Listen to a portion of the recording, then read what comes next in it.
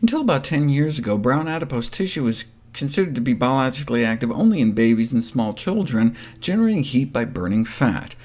But there is now no doubt that active brown fat is present in adult humans, involved in cold-induced increases in whole-body calorie expenditure, and thereby the control of body temperature and how fat we are. In 2013, researchers showed that one could activate brown adipose tissue if you chill out people long enough.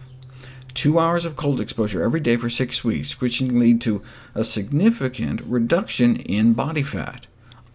Although they demonstrated the effective recruitment of human brown fat, it would seem difficult to increase exposure to cold in daily life. Thankfully, our brown fat can also be activated by some food ingredients such as capsaicin, the compound that makes hot peppers hot.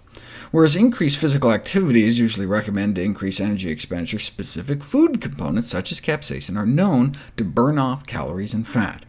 A significant rise in energy expenditure within 30 minutes of eating the equivalent of a jalapeno pepper. Normally, when we cut down on calories, our metabolism slows down, undercutting our weight loss attempts, but sprinkling 1/3 of a teaspoon of cayenne pepper powder onto our meals counteracts the metabolic slowdown and promotes fat burning.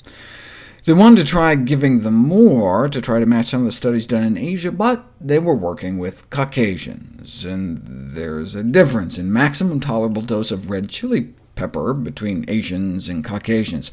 Take some Japanese women, you can boost the fat burned after a high-fat meal too, adding over a tablespoon of red pepper powder. We've known for decades that cayenne pepper increases metabolic rate, but we didn't know how. But now we have studies showing that this class of compounds increases energy expenditure in human individuals with brown fat, but not those without it, indicating that they increase expenditure straight off the bat.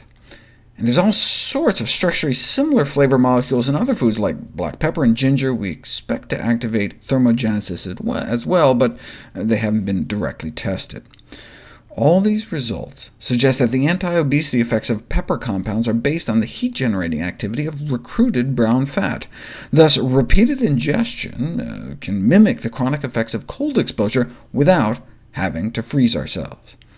Consumption of spicy foods may help us lose weight, but what about the sensory burn and pain on our tongues, and sometimes in our stomach, as well as further on down? So are our only two options for boosting brown fat to freeze our legs or burn our butts?